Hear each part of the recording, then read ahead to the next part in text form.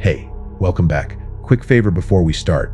Subscribe to this channel. I dig up real cases you won't hear anywhere else. Comment your city and your viewing time. That way, YouTube will keep showing you stories like this one. All right, lights off, listen close. I always figured the creak in the living room floor was just the house settling, until one night it shifted like someone was stepping right where I stood. That was the start of it all. Let me back up a bit. My name's Waylon, and this happened about 2 years ago when I moved into this old Victorian house on the edge of town. It was a fixer-upper, cheap because it needed work, but I liked the quiet. I work from home as a graphic designer, so I spend most days in my office upstairs, headphones on, lost in projects. The house has these high ceilings, drafty windows, and a basement that's half dirt floor from back when it was built in the 1920s. I didn't think much of it at first, just a place to crash after long hours. Life was pretty routine. I'd wake up around 7, make coffee in the kitchen, black no sugar, and sit at the table scrolling through emails. The kitchen's got this old linoleum floor that sticks a little when it's humid. Then I'd head upstairs to work until lunch, maybe microwave something quick. Afternoons were more of the same, and evenings I'd watch TV in the living room or read. Nothing exciting. I live alone, no pets, no roommates. My folks are a couple hours away, and I see friends maybe once a month. The house felt big, but empty in a good way, peaceful. One thing I noticed early on was this faint scratching sound, like nails on wood, but soft. I'd hear it maybe once a week, usually late afternoon when the light slants through the windows. I chalked it up to mice or squirrels in the attic. Old houses have that stuff. I set a few traps in the basement, baited with peanut butter, but they stayed empty. The sound came and went, never loud enough to bother me much. It was like a distant itch you ignore. Then things got a little off. I'd leave a book on the coffee table, come back, and it'd be on the shelf, or my keys, always hooked by the door, would end up in a drawer. Small stuff. I thought I was just getting absent-minded. Work was busy, maybe I was moving things without thinking. But it kept happening. One morning, my coffee mug was in the sink, rinsed out, when I'd left it half full on the counter the night before. I stared at it, water dripping from the rim. Shook my head and figured I must have done it on autopilot. It escalated slowly. I'd noticed footprints in the dust on the basement stairs. Not mine, a bit smaller, but faint like they'd been there a while. The basement light bulb kept loosening itself, flickering when I screwed it back in. And that scratching sound, it started syncing up with my schedule. I'd hear it right after I got home from grocery runs, like clockwork on Thursdays. I started paying attention. Jotted notes on my phone, scratch at 5:15 p.m. after door slam. It felt silly, but it helped. One night I was in bed, scrolling on my phone around midnight. The house was dead quiet except for the fridge humming downstairs. Then, from under the floor, right beneath my room, I heard a shuffle. Not a creak, but a slide, like fabric on wood. I froze, phone light casting shadows on the ceiling. Sat up slow, ears straining. Nothing. I told myself it was pipes or something expanding in the cold, but my hands were clammy when I set the phone down. Next day, I checked the floor vents. The house has these old cast iron grates in each room for the heating system, though it's mostly forced air now. In my bedroom, the grate looked a tad off, like it'd been lifted recently. Dust around the edges was smudged. I knelt down, shone my phone flashlight in there. Just ductwork and cobwebs. But there was a smell, faint like unwashed clothes mixed with dirt. I sniffed again, then backed off. Probably just mildew from the basement. I started locking doors more carefully, even the interior ones. Put a chair under the knob at night. Silly, but it helped me sleep. The rearrangements kept up, though. My remote control ended up in the fridge once, cold to the touch when I found it. I laughed it off at first, but my laugh sounded forced, echoing in the empty kitchen. Nights were the worst. I'd lie there listening. The scratching turned into taps, sometimes light and rhythmic, like fingers drumming. Always from below. I got a white noise machine to drown it out, but it didn't help much. One evening, after a long day, I came home to find my laundry folded on the bed. Not just piled, neat stacks, socks paired. I hadn't done laundry in days. My heart thumped hard as I unfolded a shirt, checking for what, I don't know. It smelled like my detergent, but there was that faint dirt odor clinging to it. I called a friend, Mike, over for beers that weekend. Told him about the weird stuff, played it casual. He laughed, Said old houses have ghosts, or maybe I needed to get out more. We poked around the basement together. It's unfinished, with stone walls and that partial dirt floor in the back corner. Piles of old boxes from the previous owners, some tools hanging on pegs. We moved stuff around, shone flashlights into corners. Nothing. But as we were leaving, Mike stepped on a loose board near the dirt area. It gave a hollow thunk, he said. Might be a crawl space or something. We pried it up with a crowbar from the tools. Underneath was just more dirt, packed hard, with some roots poking through. No big deal. We nailed it back down. After he left, I couldn't stop thinking about that board. That night, the sounds were louder. Not just scratching, a cough, muffled, like through a hand. I bolted upright, grabbed my baseball bat from the closet, crept downstairs in the dark, barefoot on the cold floors. The basement door creaked as I opened it. Flipped the switch. The bulb flickered, then steadied. Steps down were slow, each one protesting under my weight. At the bottom, I listened. Silence. But that smell was stronger, wafting from the back. I approached the loose board. It looked the same, nails in place. But when I pressed my foot on it, it dipped a fraction more than before. I got the crowbar heart pounding in my ears. Pried it up, nails popped easy like they'd been loosened. Underneath, the dirt looked disturbed, small clumps turned over, and there a scrap of fabric, gray and torn, half buried. I reached down, fingers trembling, and pulled it out. It was a sock, my sock. One I'd lost weeks ago. I dropped it, backed away. My mind raced. Someone had been here in my house, taking things. I searched the whole basement, moving boxes, checking behind the furnace. Nothing. But the dirt floor had these faint impressions, like knee prints or elbows. I called the cops that night. 2 officers came, looked around, took notes. They said it could be a squatter, maybe accessing through an old coal chute or something. The house had one, boarded up outside. They checked it. Boards intact, but one nail loose. Keep an eye out, they said. Call if anything else happens. They left and the house felt bigger, emptier. I couldn't sleep after that. Installed a camera in the basement, one of those cheap motion activated ones linked to my phone. Pointed it at the dirt area. For a few days, nothing. Then at 30:17 a.m. my phone buzzed. Motion detected. I opened the app, breath caught.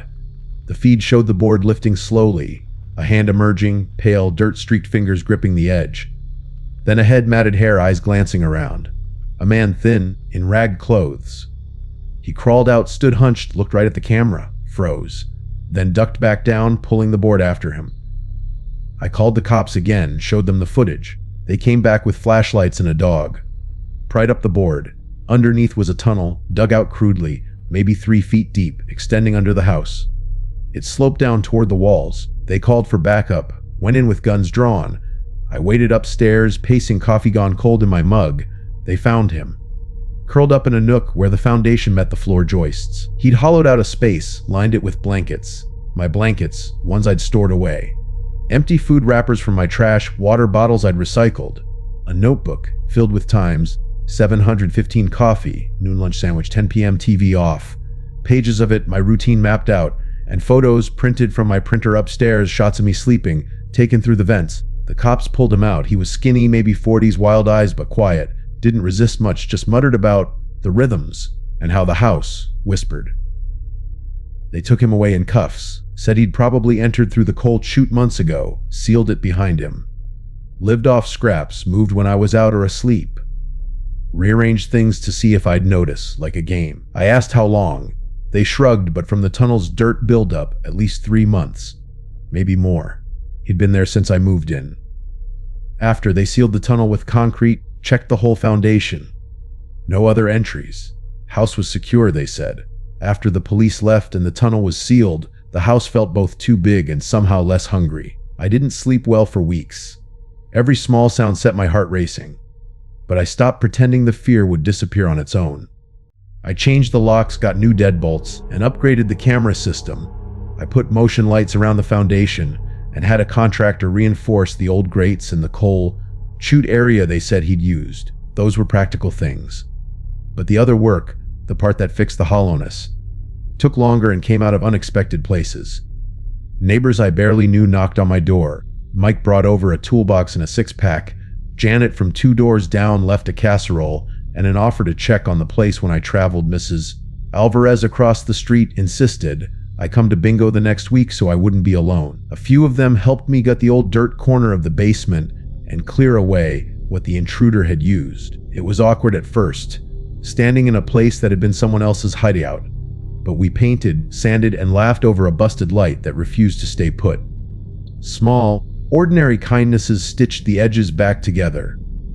I also learned a little about the man who'd been living under my floor. The officers found records that pointed to long-term homelessness and untreated mental illness. I spent a morning at the community shelter's intake office, more curious than vengeful, and I ended up leaving with a list of local resources and a check for the shelter's emergency fund. It wasn't to absolve anything. What had happened in my home was a violation, but it felt right to try and close a loop that didn't end with just fear. A social worker later told me he was in treatment. They were working on housing. That knowledge didn't erase the nights I jumped at a creak, but it made the creaks feel less like malice and more like a world that needed more hands in it.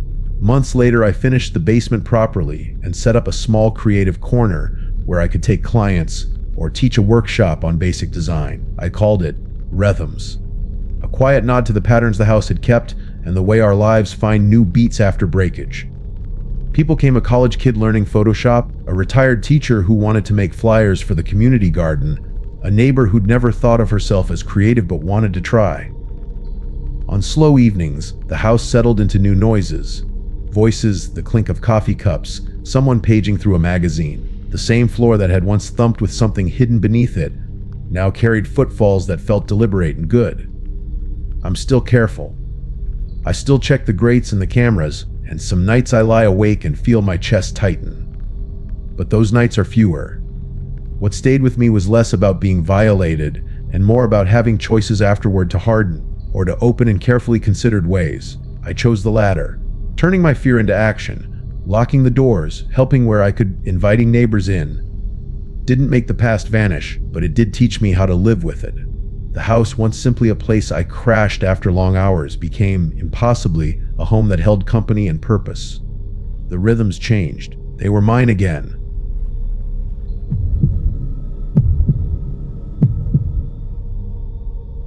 I always double-checked the security cameras before bed, until one night, the footage showed me walking through the kitchen when I knew I'd been asleep upstairs. It started simple, you know. Just a glitch, I thought. But it wasn't. Let me back up a bit. My name's Lincoln, and this happened last year in our house on Elm Street. It's a regular 2-story place, nothing fancy. We've got my wife Sarah, our daughter Lily. She's 8, and me. I work from home as an accountant, so I'm around a lot. Sarah's a teacher, out most days. Lily's in school. Evenings, we eat dinner together, watch some TV, bed by 10. That's our routine. The house is old, built in the 70s, with these big mirrors in the hallway and bathroom that came with it. We never bothered replacing them.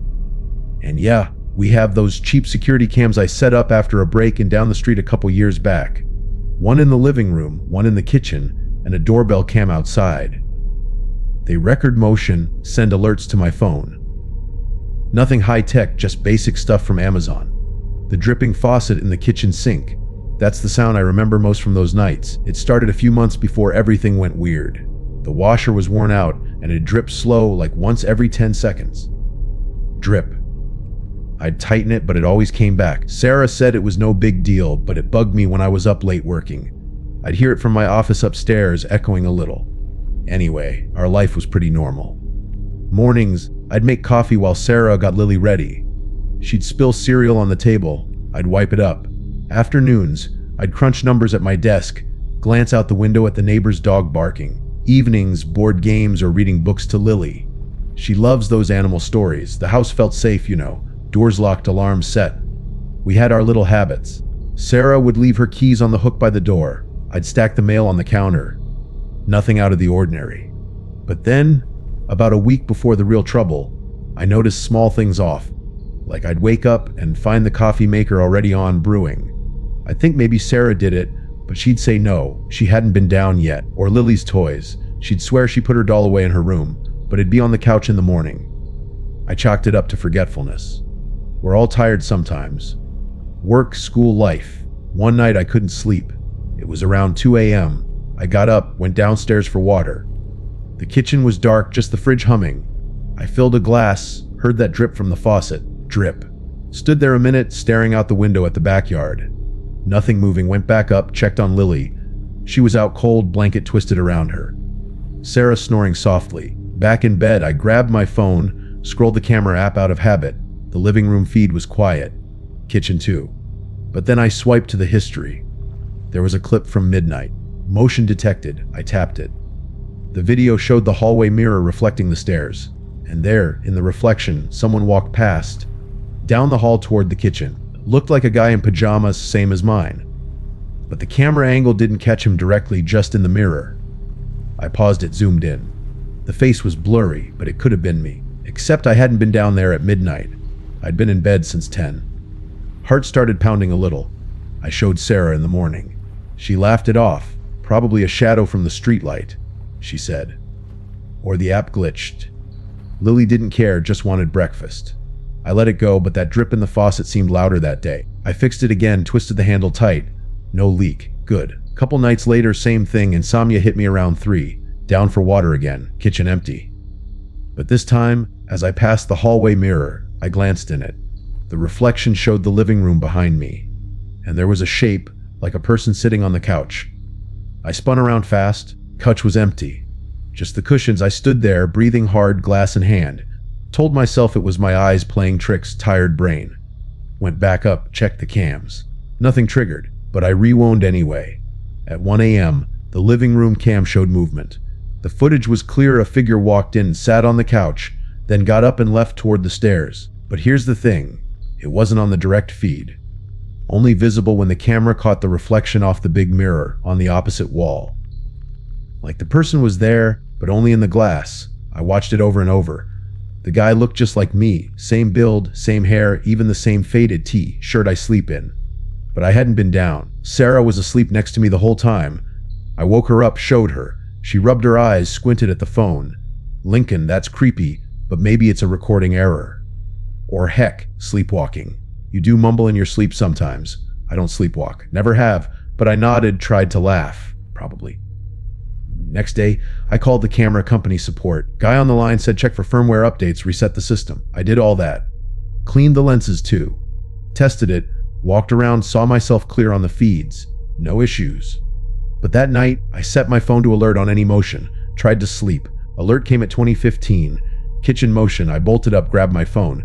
Lev feed empty kitchen. But the clip. Oh man, it showed the sink. Faucet dripping. Wait, dripping. I'd fixed it. And in the background, reflected in the window over the sink, a figure opening the fridge. Getting a drink. Closing it, walking out. Looked like me again. I crept downstairs, quiet as I could.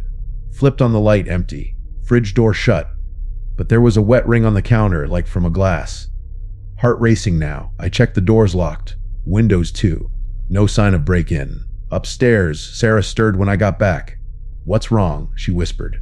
I told her about the alert, the footage. Showed her the wet spot in the morning. She frowned.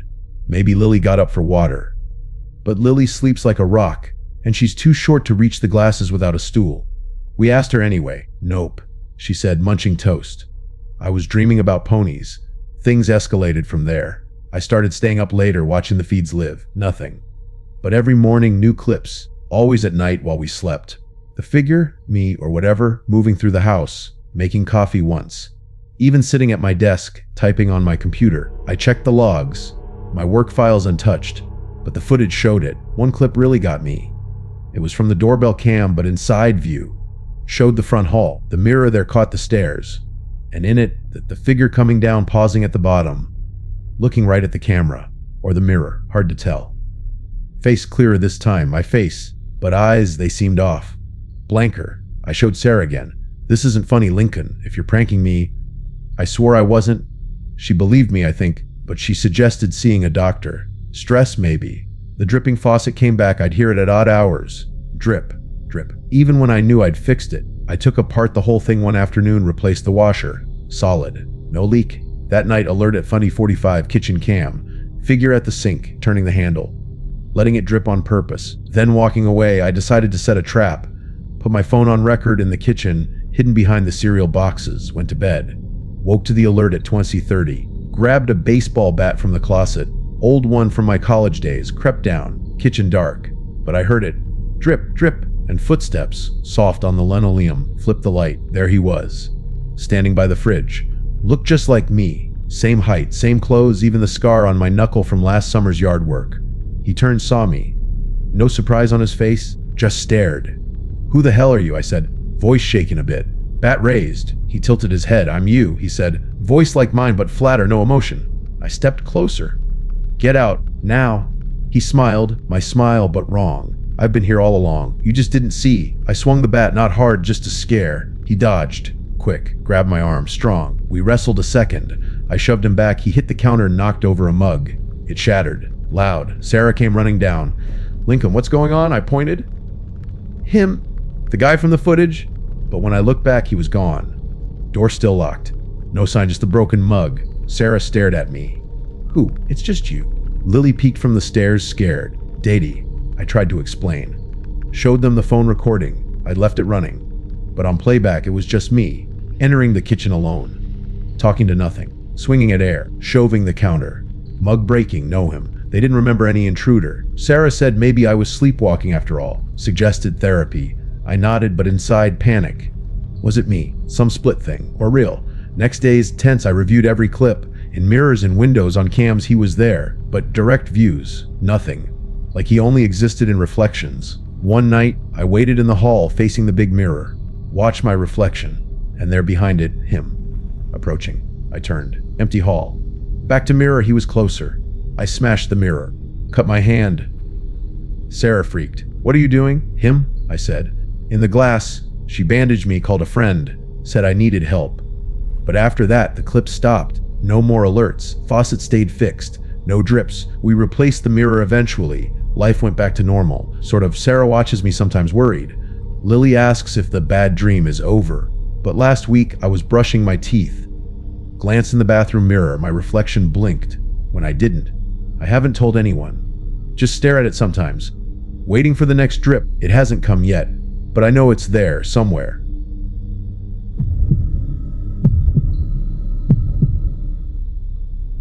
My name is Groot. I always figured my smart home was just convenient, until the thermostat dropped to freezing one evening without me touching it. That was the first sign something was wrong. It was a regular Tuesday in late fall, about 2 years ago. I'd just gotten home from work, tossed my keys on the counter, and kicked off my shoes. The house was quiet, the way I like it after a long day at the office. I'm a software tester, ironically enough, so I spend my days poking at apps and systems for bugs. Never thought my own setup would turn on me like that. I live alone in a small 2-story place on the edge of town. Nothing fancy, but I decked it out with all the smart stuff a couple years back. Lights that dim on voice command, door locks I control from my phone, cameras in the living room and kitchen to check on things when I'm out. Even the fridge tells me when I'm low on milk. It all ran through this one app on my phone. Easy, right? Saved me time, made me feel secure. Until it didn't. That night, I microwaved some leftovers and sat down to watch TV. Around 8 p.m., I noticed the room getting chilly. I glanced at the thermostat on the wall. It reads 62 degrees. I'd set it to 72 that morning. Weird, but I figured maybe a glitch. I grabbed my phone, opened the app, and bumped it back up. The heat kicked on with that familiar hum. No big deal. But then, 10 minutes later, it dropped again. This time to 60, I reset it, but my fingers felt a little clammy holding the phone. The app showed manual override, or something. I don't remember the exact words. I shrugged it off, blamed it on a software update. Happens sometimes. Let me back up a bit, tell you how things were before all this. My routine was pretty set. Wake up at 60:30, the lights fade on slowly like sunrise. Coffee maker starts brewing at 64:05. I set that routine myself. Head to work by 8, lock the doors with a tap on my phone as I pull out of the driveway. At night, the system arms itself at 10 p.m., lights out by 11. Cameras feed to my app if I want to peek in. I even had the speakers hooked up for music or announcements. The fridge was my favorite gadget. It beeps this soft chime when the door's left open too long, or when it scans something low. Ding dong, like a polite reminder. I'd hear it maybe once a week if I forgot to push the milk back far enough. Harmless. That chime would come back to haunt me. I didn't have a ton of friends over or anything. Work kept me busy and I liked the solitude. My sister calls every Sunday, but that's about it. No pets, no roommates. Just me in the house, ticking along like clockwork. Work was steady. Testing apps for a mid-sized company. Nothing glamorous. I'd spot vulnerabilities sometimes, report them up the chain. Made me paranoid enough to use strong passwords, two-factor on everything. Or so I thought. Back to that Tuesday. After the thermostat thing, I finished eating and headed upstairs to my office. Really just a spare room with a desk and computer. I was checking emails when the lights in the hallway flickered. Not off, just a quick dim and back. I paused, listened. The house was silent except for the faint whir of the heater. Then my phone buzzed. A notification from the app. Routine updated, night mode activated, but it was only 8:30. Way early. I opened the app and sure enough, the schedule had changed. Lights set to dim at 84.5, locks to engage at 9. I hadn't touched it. Heart started beating a little faster. Maybe I'd fingered something earlier. I reset it to normal. Downstairs, I poured a glass of water, trying to shake it off. The kitchen light was on motion sensor. It clicked on as I walked in. Normal. But as I stood there sipping, the fridge chimed. Ding dong. Door was shut tight. I opened it, checked inside. Everything looked fine. Closed it and it chimed again. Ding dong. Like it was nagging me. I laughed it off, nervous like, stupid thing. I muttered to myself. Went back to the living room. Sat on the couch. Tried to focus on the TV, some dumb sitcom. But my eyes kept drifting to my phone, waiting for another alert. Around 9:15, the lights dimmed. All of them downstairs. I grabbed the phone. App said night mode. Again. I overrode it, turned them back up. Sweat on my palms now. The house felt bigger, quieter. Outside, it was dark, streetlights casting shadows through the windows. I decided to check the cameras. Pulled up the feed on my laptop, better screen. Kitchen looked empty. Living room showed me sitting there like an idiot. Upstairs hall was clear. Felt a bit better. Maybe just a bug in the system update. That's when the front door lock clicked. I heard it, that electronic whir and snap. I froze. Got up, walked over, tried the handle. Locked. Okay, no problem. I unlocked it from the app. But as soon as I did, it locked again. Click, whir, snap. What the hell? I said out loud. Voice echoed a little in the entryway. Tried the back door, same thing. Locked and relocking when I tried to override. Phone in hand, I refreshed the app. A new notification, security protocol engaged, external access detected. My stomach dropped, external access, like someone else logging in. I checked the login history, there it was. A login from an IP I didn't recognize, timestamp 7:45 p.m. Right before the thermostat glitch. Someone was in my system. I tried to change the password, but the app froze. Then kicked me out. Invalid credentials. I couldn't log back in. Heart pounding now, I paced the living room. The cameras, oh God, the cameras. If they had access, they could see me right now. I grabbed a blanket from the couch, threw it over the living room camera. Did the same for the kitchen one with a dish towel. Felt stupid, but better than nothing. Upstairs, no cameras, thank God. But the locks, I was stuck inside. Tried calling the smart home company's support line. It was after hours, automated menu. For emergencies, press 1. I did, got put on hold. Music playing, tinny through the phone speaker. While waiting, the lights dimmed again. I yelled at the voice assistant. Lights on. Nothing. It wasn't responding to me anymore. Then the fridge chimed. Ding dong. I ignored it. Ding dong again. Walked over, yanked the door open. Inside, the little screen on the fridge door usually shows inventory. Now had text, hello, resident. I slammed it shut. Backed away, phone still to my ear, hold music droning on. Finally, a support guy picked up. Thanks for calling Smart Home Support, this is Mike. How can I help? I blurted it out. Someone hacked my system. Locks are engaged, I can't control anything. Login history shows unauthorized access. He sounded bored at first. Okay, sir, let's verify your account. What's your email? I gave it, pacing again. The lights flickered, off for a second, then back. Mike. Alright, I see your account. Looks like there was a login from a different IP. Have you shared your password? No. Change it now, lock them out.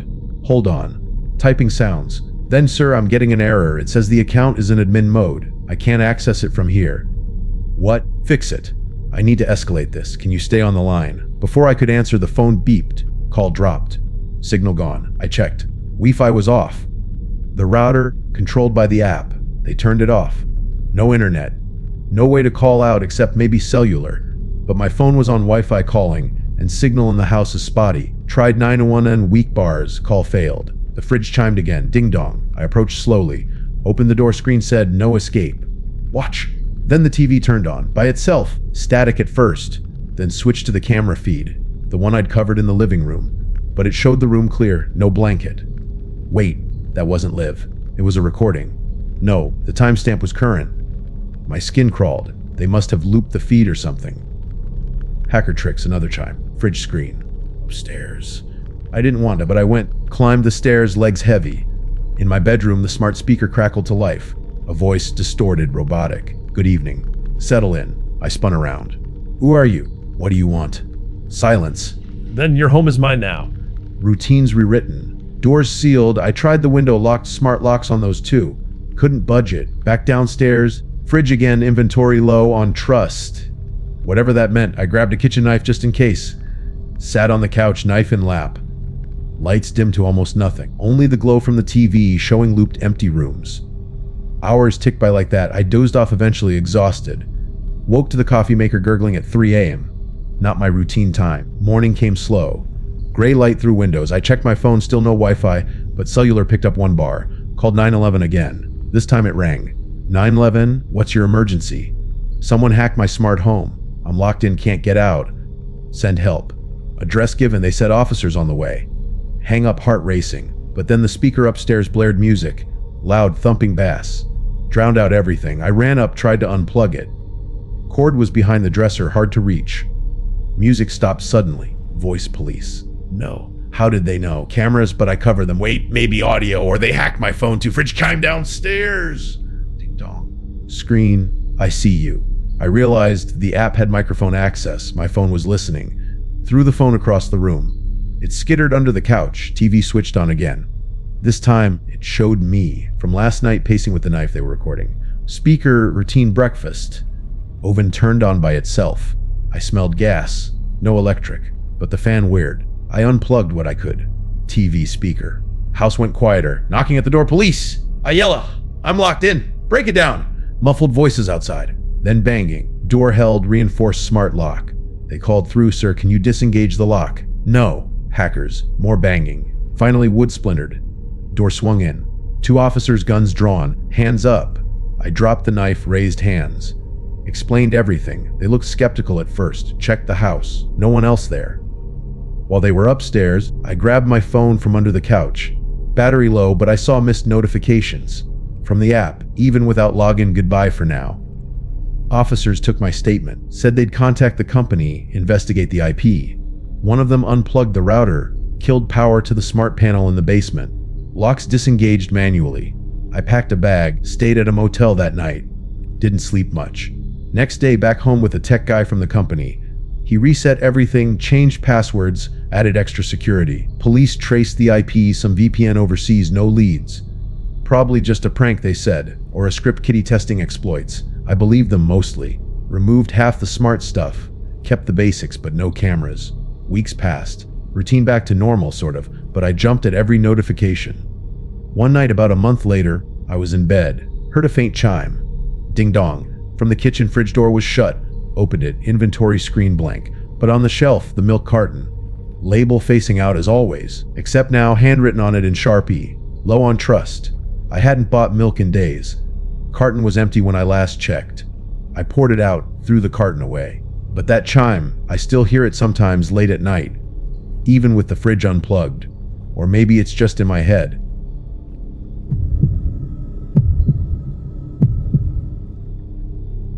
I always kept that one family photo on my nightstand, the one from our vacation in 15, me, my wife Annika, and our son Timmy all smiling at the beach. Until one morning, I glanced at it and saw this smudge in the background like a shadow that wasn't there before. It didn't make sense. Let me back up a bit. I'm just an average guy, you know. Name's Nicholas, 42, work as an accountant from home most days. We live in this quiet suburb outside Chicago, a 2-story house we've had for about 10 years. Nothing fancy. White siding. A small backyard with a grill that's seen better days. Annika's a teacher. Timmy's 12 now, into video games and soccer. Our life was pretty routine, mornings with coffee, evenings with dinner around the table, weekends flipping through old photo albums or watching home videos on the laptop. Those photos and videos, they were our thing. We'd print out the good ones, stick them in frames or albums. Kept the house feeling lived in, full of memories. Things were good, stable. I'd wake up around 7, make eggs for everyone, see Annika and Timmy off. Then I'd settle into my office upstairs, crunch numbers until 5. The house was always quiet during the day, just the hum of the fridge downstairs or the occasional car passing outside. We had a security system, basic one with cameras at the front and back doors, but I never checked it much, no reason to. Neighbors were friendly, no break-ins in the area that I knew of. The only odd thing was this faint smell sometimes, like old film or chemicals, but I figured it was from the basement where we stored holiday decorations and junk. Never thought much of it. Anyway, that photo on the nightstand. It was from our trip to Florida. Annika in her sundress, Timmy building a sandcastle, me with my arm around them. Printed it out myself at the drugstore, framed it right away. One morning last fall, I think it was October, I picked it up to dust the table, and there behind us in the dunes was this blur, like a person standing far off but smudged. I rubbed my eyes, thought maybe the glass was dirty, wiped it clean. Still there. My heart skipped a little, but I shrugged it off. Photos fade, right? Ink runs or something. A few days later, it happened again. I was in the living room, flipping through an album from Timmy's birthday parties. Page 3, his 5th birthday, cake on the table, balloons everywhere. In the corner of the shot near the window, another blur, same shape, like a figure watching from outside. I compared it to the beach photo. Similar height, maybe. I showed Annika that night. Look at this, I said, holding up the album.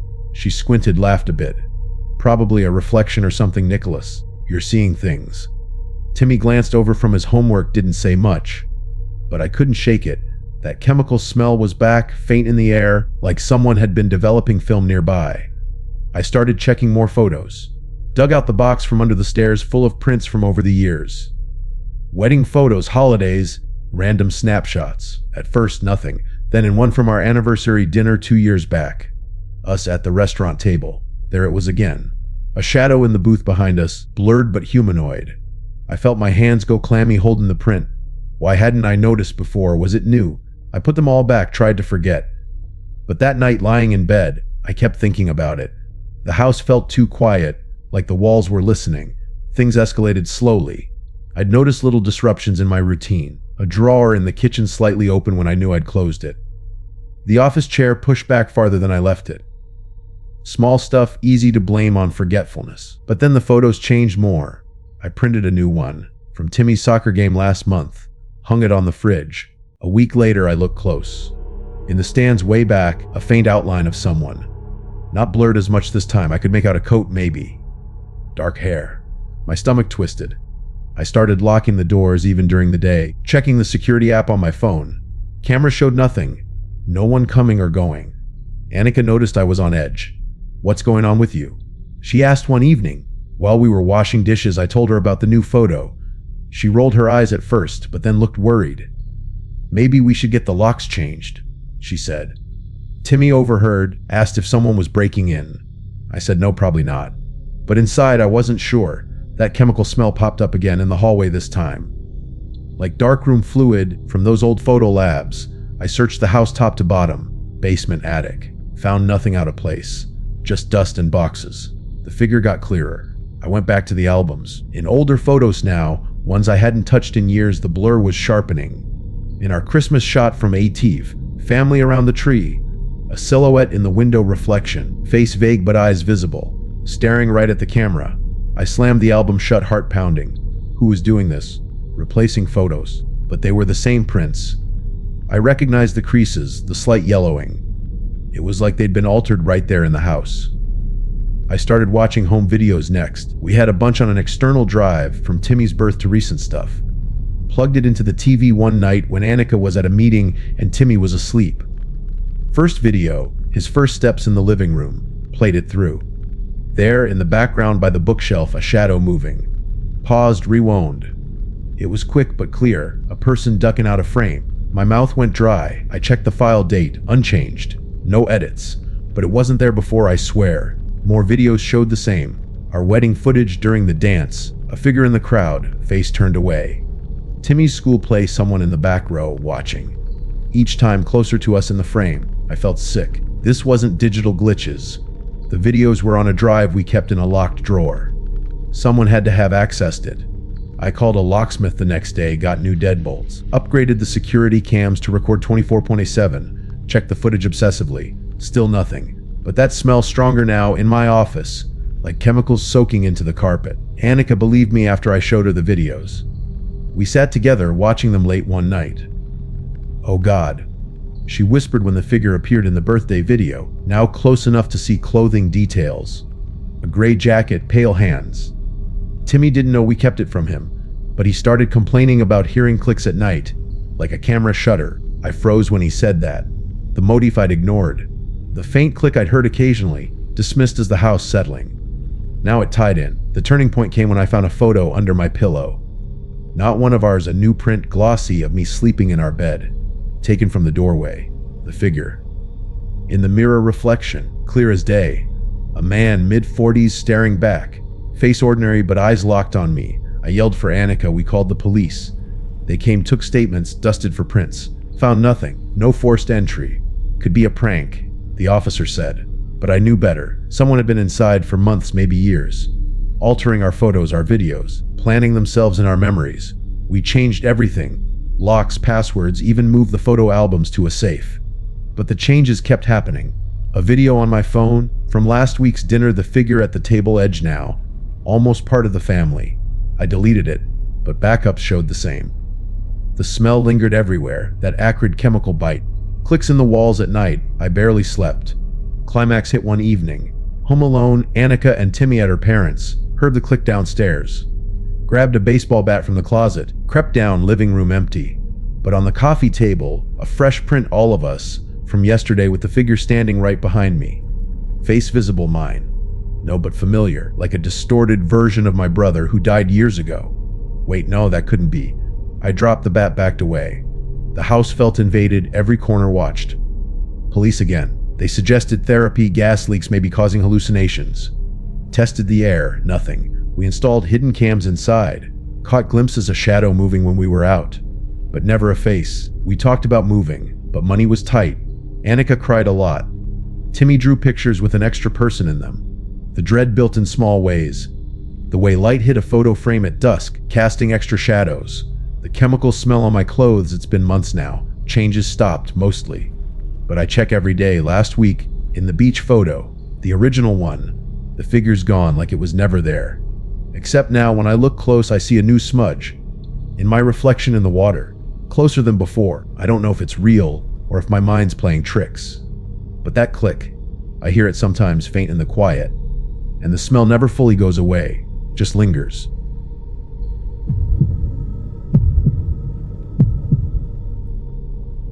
I gave my neighbor a spare key in case I ever locked myself out. Never imagined he'd start using it to let himself in when I was still inside, just to help, with things I never asked for. It sounds so ordinary now, but back then it turned my whole life upside down. Let me back up a bit. My name's Sarah, and I moved into this quiet little suburb about 5 years ago. It's one of those places where houses are close enough that you wave at folks mowing their lawns, but far enough that you don't hear their arguments. I work from home as a graphic designer, so I'm in the house a lot, staring at screens, sipping coffee, that kind of routine. No kids, no pets back then, just me and the occasional takeout delivery. The place was a fixer-upper, nothing fancy, with a small backyard and a front porch where I'd sit with a book on weekends. The neighbor, Mr. Harlan, everyone called him Ed. He lived next door in a house that looked like it hadn't changed since the 70s. He was in his late 60s, retired mechanic, always tinkering in his garage. Nice guy at first glance. He'd bring over extra tomatoes from his garden or offer to clear snow from my driveway in winter. No trouble at all, he'd say with that easy smile. I appreciated it. Being alone, it was good to have someone nearby who seemed reliable. One day, about a year after I moved in, I did lock myself out. It was pouring rain, and I was fumbling with groceries. Ed saw me from his window, came over with an umbrella, and helped me call a locksmith. Afterward, he suggested I leave a spare key with him, just in case, he said. Better than paying those guys every time. It made sense. He was right there, and he'd already proven helpful. So I did. I handed him the key on a plain ring. No big deal. He nodded, pocketed it, and that was that. For months, nothing happened with it. Life went on. I'd hear the faint click of his garage door opening in the mornings, that metallic rattle carrying over the fence. It became part of the background noise like birds or traffic. Comforting almost. The first weird thing was small. I came home from a quick grocery run one afternoon, maybe 45 minutes out, and noticed my kitchen counters were wiped down. Not just casually, but spotless like someone had used cleaner. I hadn't done it. My dish towel was folded neatly over the oven handle, not crumpled where I'd left it. I stood there staring, feeling this odd prickle on the back of my neck. Maybe I was forgetting things. Work had been stressful, deadlines piling up. I shrugged it off, told myself I must have cleaned up before leaving and blanked on it. But then it happened again a week later, this time the living room. Books on the coffee table straightened, remote controls lined up, and there was that faint smell, sort of musty, like old leather mixed with motor oil. Ed's garage smell, I realized later. It lingered in the air just enough to notice when I walked in. I checked the doors locked, no signs of forced entry, windows shut. I even looked under the couch half expecting something out of place. Nothing. My heart beat a little faster that night as I checked the locks before bed. I started paying more attention to my routines. I'd leave for a walk in the evenings, around dusk, to clear my head. 30 minutes tops looping the block. When I'd get back, sometimes the house felt touched. A drawer slightly ajar in the bathroom. My toothbrush moved from one side of the sink to the other. Little things easy to dismiss as my own absent-mindedness. But that smell kept showing up, faint but unmistakable, like someone had been there handling my stuff, then left just before I returned. It escalated slowly. One morning, I woke up to find my laundry folded on the dryer. I'd thrown it in the night before, planning to deal with it later. But there it was, neatly stacked, shirts, pants, even my socks paired up. I live alone, no one else has access. Except Ed. The thought hit me then, but I pushed it away. Why would he? He was just the nice neighbor. Maybe I sleepwalked or something ridiculous like that. I laughed it off to myself, but it didn't feel funny. I started testing it. I'd leave the house messy on purpose. Papers scattered on the desk, a mug half full on the counter. Come back and sometimes it'd be tidied. Not always, which made it worse. Unpredictable. I'd stand in the doorway, keys still in hand, scanning the room for changes. The clock on the wall would tick louder in those moments, like it was mocking me. And that smell, leather and oil, clinging to the air like a fingerprint. I mentioned it casually to a friend over coffee one day. "You think someone's coming in?" She asked, eyes wide. I shook my head. Nah, probably just me being paranoid.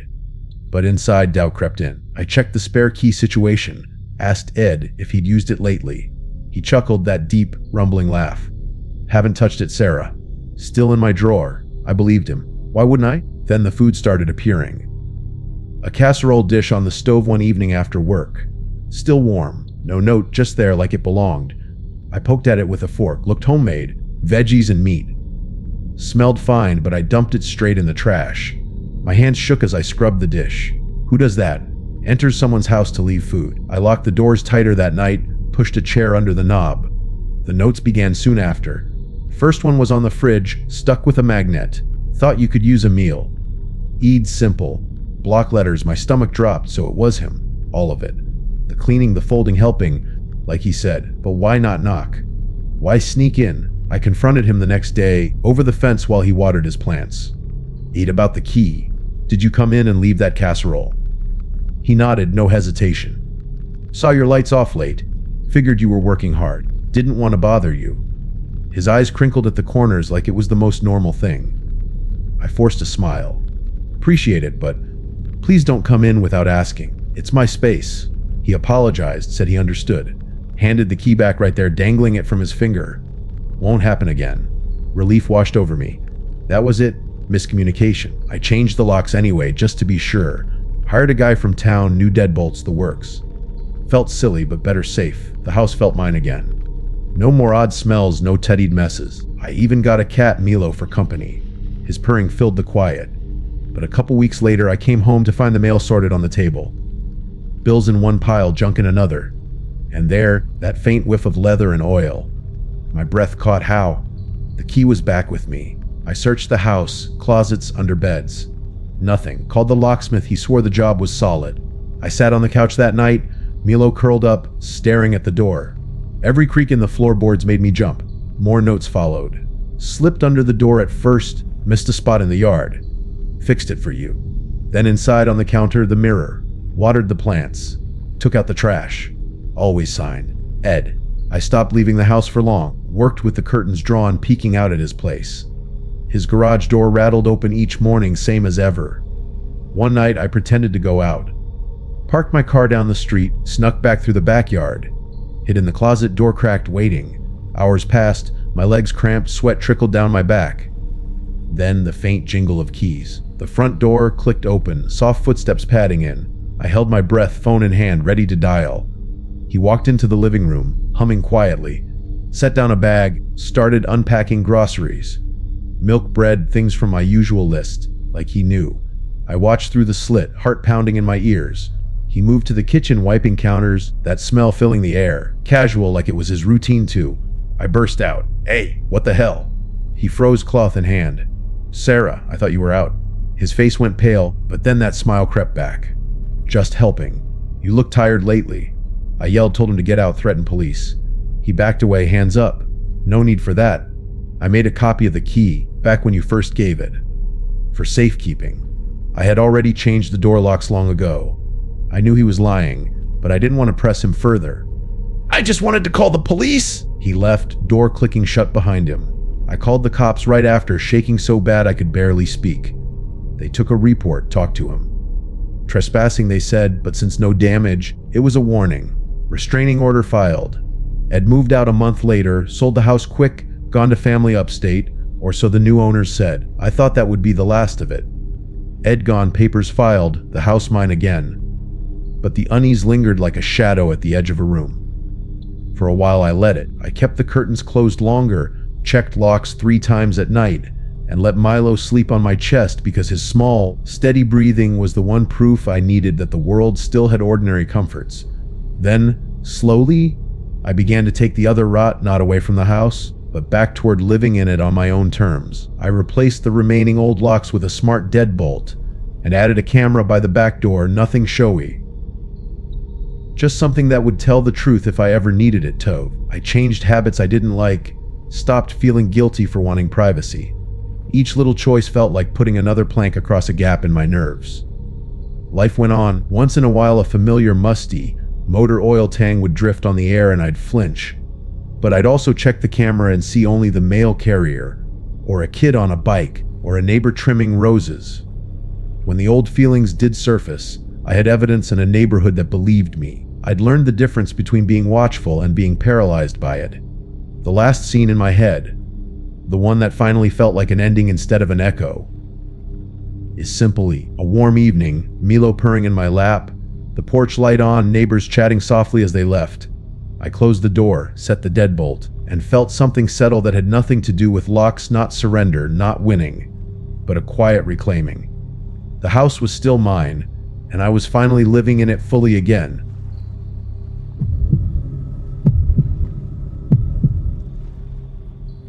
I always left the back door unlocked during parties, until that night when the power went out, and I realized someone might have walked right in without anyone noticing. It started so simple, you know.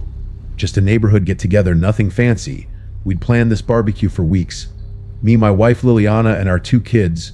Emily's 12 and Jack's 9. Our house is this old 2-story place on the edge of town with a big backyard that backs up to some woods. It's quiet most days. The kind of spot where you know all your neighbors. That evening, about 20 people showed up. Friends from work, a couple families from down the street. Burgers on the grill, kids running around with flashlights once it got dark. Then, around 8 p.m., the lights flickered and everything went black. Storm knocked out the power for the whole block. People laughed it off at first. We lit candles, pulled out phones for light. The party kept going, but it got chaotic. Folks coming in and out, grabbing coats from the hall closet, using the bathroom upstairs. I remember checking the fuse box in the basement, but it was no use. By 10, most everyone had headed home, stumbling out with their phone flashes. Liliana and I cleaned up a bit by candlelight, put the kids to bed, and crashed ourselves. Didn't think twice about locking up properly. Who would, right? It was just a blackout. Next morning, things felt off, but I couldn't pin it down. Woke up to the power back on, fridge humming again. Liliana was in the kitchen making coffee, and she mentioned the bread was gone. Didn't we have half a loaf left? She asked. I shrugged it off. Maybe one of the guests snagged it on the way out. Kids probably, I thought. But then I went to shave, and there was this long, dark hair in the sink drain. Not mine. Mine's short and graying. Liliana's is blonde, Emily's is curly brown, Jack's is buzzed. This one was straight black like it didn't belong. I pulled it out with tweezers and tossed it, figuring a friend left it behind. Work that day was normal. I'm a mechanic at the local garage, fixing cars all afternoon. Came home, dinner with the family. But that evening, while putting away laundry, I noticed a couple socks missing from the dryer. Again, nothing big. Dryers eat socks. Everyone knows that. Liliana laughed when I mentioned it. You're getting paranoid in your old age, she said. We were both 38, but yeah, I let it go. Over the next few days, more little things piled up. A yogurt cup in the trash that neither of us remembered buying. Plain, no fruit, when we always get the berry kind. The remote for the living room TV was on the coffee table instead of its usual spot by the couch. And then the smell hit me one night. Faint like old cigarette smoke, drifting from the vents. We don't smoke, never have. House rule. I checked the chimney, nothing. Figured maybe a neighbor's smoke wafting in, but the windows were shut. About a week in, the food thing got weirder. I'd buy groceries on Sundays, milk, eggs, cereal for the kids. Monday morning, the milk carton felt lighter than it should. Poured a glass, and it was half gone already. Did you have some late last night? I asked Liana. She shook her head. Emily piped up, maybe Jack drank it. But Jack hates milk plain. That afternoon, I found an apple core in the recycling bin, bitten down to the seeds, but no one in the family eats apples like that. We sliced them. Then the hairs again. This time in the shower drain, clogging it up. Same long black strands. I knelt down, fished them out with a hanger. Felt gross, like touching something personal that wasn't ours. Liana saw me and frowned. From the party, she suggested. But it had been over a week, hairs don't just linger like that. I started paying attention to the house more. It's an old place built in the 50s, with creaky floors and an attic we barely use. Basement's full of boxes. That night, lying in bed, I heard a soft thump from upstairs. Attic, maybe. Probably the cat. Liliana muttered, half asleep. We don't have a cat. I sat up, listened. Nothing else. Told myself it was the house settling. Next day, I climbed up to the attic during lunch break. Pulled down the ladder, flashlight in hand. Dust everywhere, old furniture stacked up. But in the corner, behind a broken chair, I spotted a crumpled blanket. One of ours from the linen closet downstairs. It smelled faintly of that cigarette smoke. Heart started pounding a bit. I folded it, brought it down, showed Liliana after work. Kids playing up there? I asked. She looked puzzled. They know they're not allowed. We asked Emily and Jack at dinner. Both denied it wide-eyed. Jack even said, the attic's scary. Liana and I exchanged looks. Maybe a raccoon or something got in. I set a trap that weekend. Peanut butter bait. Checked it daily, nothing. The cigarette smell came back stronger a few nights later. Woke me up around 2 a.m., wafting under the bedroom door. I got up quietly, didn't wake Liliana. Slipped on slippers, grabbed my phone for light. Crept down the hall. Kids' rooms were quiet. Peeked in, both asleep. Downstairs, living room empty. Kitchen too, but the basement door was ajar. I always close it. Pushed it open, steps creaking under me. Flashlight beam swept the boxes, the washer dryer. Nothing out of place at first. Then I saw it. A fresh cigarette butt on the concrete floor, near the water heater. Still warm when I picked it up. Someone had been smoking down there recently. Heart racing now, I checked the corners, behind the furnace. Empty. But the smell lingered, thick. Back upstairs, I locked all the doors, checked windows. Told Liliana in the morning. Her face went pale. Call the police. She whispered, kids still eating breakfast. I nodded, but what would I say? Missing food and a cigarette butt. They'd think we were nuts. Instead, I installed a cheap camera in the basement that day, motion activated from the hardware store, pointed it at the main area. Checked the app every hour at work. Nothing. That night, more thumps from the attic. I ignored it, but sleep didn't come easy. A couple days passed. Camera caught nothing. But then Liliana found clothes rearranged in her drawer, underwear folded differently. I think someone's been in here, she said, voice shaky. We searched the house top to bottom. Attic again. Blanket was back in the corner, but wrinkled like it'd been used. And another cigarette butt, stubbed out on a beam. We sat the kids down that evening. Has anyone been coming over without telling us? I asked. Emily shook her head. Jack looked scared. I heard footsteps last night, he admitted, in the hall. Liliana hugged him. We decided to stay up, take turns watching, my shift first. Sat in the living room, lights off, listening. Around midnight, a faint rustle from upstairs. Then the smell of cigarette smoke drifting down. I crept up, phone ready to dial 911. Hallway empty, but Emily's door was cracked open. She always closes it.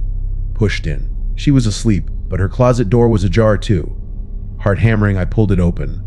Clothes hanging, toys on the floor, nothing. But behind the hanging dress is a small panel in the wall. Loose. I'd never noticed it before. Pried it with my fingers. It popped out, revealing a crawl space, maybe 2 feet high, running along the wall. Shone the light in. Dust, insulation, and a wrapper from a granola bar we'd bought last week. My stomach dropped. Someone had been in there. Hiding in the walls. Liana woke to my whisper. We pulled the kids into our room, locked the door. After midnight, but they came quick. 2 officers searched the house, found the crawl space. Could be an animal, one said, but the wrapper and butt said otherwise. They dusted for prints, told us to change locks, install more cameras. We slept fitfully all in one room. Next day, I boarded up the panel, bought deadbolts for every door. Liana took the kids to her mom's for a night. I stayed, camera apps open on my phone. That afternoon, while nailing boards, I explored more. House has these old quirks, hidden spots from renovations. Found another access in the basement behind shelves. Pried it open. Narrow tunnel leading up. Followed it with a flashlight, crawling on knees. Emerged in the attic, behind the boxes. There in a cleared spot, a sleeping bag, ours from the garage, empty food cans, water bottles, and a pile of cigarette butts, maybe a dozen. Someone had set up camp, lived there for weeks. I backed out, called the cops again. They came, took photos. Squatter, they said. Happens in old houses. Set up a stakeout that night. I waited with them in the living room, lights off. Hours passed. Midnight came. Then the smell, cigarette smoke from the vents. We moved quietly upstairs. Attic ladder down, officer went first, gun drawn. I followed. In the beam, a figure huddled in the sleeping bag. Thin man, long black hair, startled awake. He bolted for the crawl space, but the officer grabbed him. Struggle, man swung, caught me on the arm with something sharp. Cut shallow, blood trickling. They cuffed him, dragged him down. At the station, he said nothing at first. Name was Alex, drifter. Slipped in during the blackout, hid in the basement. Found the crawl spaces, moved around when we were out or asleep. Ate our food, used our shower quick. Smoked when he thought it was safe. Been there 3 weeks. Why us? House looked empty from the woods, he muttered. Watched the party, waited for the dark, they took him away. Charged with trespassing, burglary. We changed locks, sealed every access. Liliana and kids came back. House felt clean again. But nights after, I'd wake to phantom smells. Cigarette smoke that wasn't there. Checked the attic, empty. Kids had nightmares about footsteps. Liliana found a hair once, but it was hers. One evening, unpacking the last boxes in the basement, I spotted a loose brick in the wall. Pulled it. Small hollow with a single cigarette butt inside. Fresh, no old. But then I heard it. A faint thump from above. House settling. Months later, everything's normal. But sometimes, when I lock the doors at night, I wonder if we found all the hiding spots. That cigarette smell, it lingers in my nose, even now. And the back door, I double check it every time, just in case.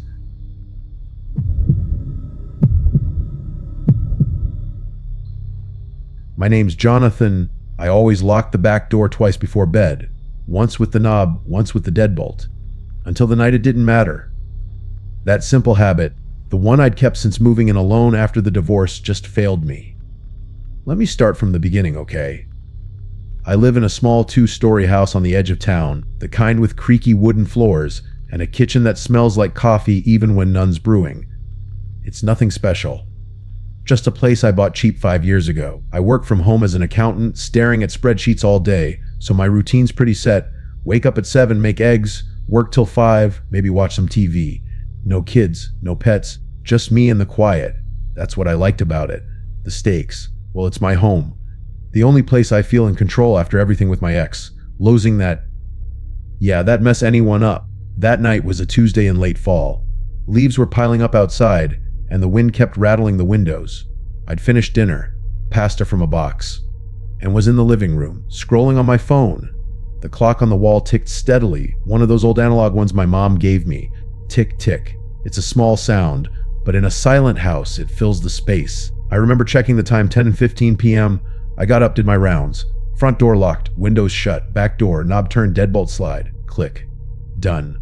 I headed upstairs, brushed my teeth, and climbed into bed. Lights out by 10:45, normal night. But around 2 a.m. something woke me. Not a loud crash, just a creak. You know the one? That specific floorboard in the kitchen? The third one from the door. It only makes noise when you step right on it. I'd meant to fix it for months, but never got around to it. I lay there, eyes open in the dark, listening. Wind, maybe. But then it came again. Creak. And another softer, like someone shifting weight. My heart picked up. I sat up slow, grabbing my phone from the nightstand. No messages, no alerts. The house was pitch black except for the faint glow from the streetlight outside my window. I strained to hear more. Nothing for a minute. Then, downstairs, a drawer slid open. Quiet, but unmistakable. The utensil drawer in the kitchen, the one that sticks a bit. Metal clinked inside like forks shifting. I froze. Was someone in my house? My mind raced to explanations. Maybe I left a window cracked, or it was a raccoon. But no, that drawer doesn't open on its own. I slipped out of bed, feet cold on the floor. No shoes. I didn't want to make noise. I crept to the bedroom door, which was cracked open. Peered down the hall. The stairs were dark, but I could see the faint outline at the bottom. Another sound, the fridge door opening.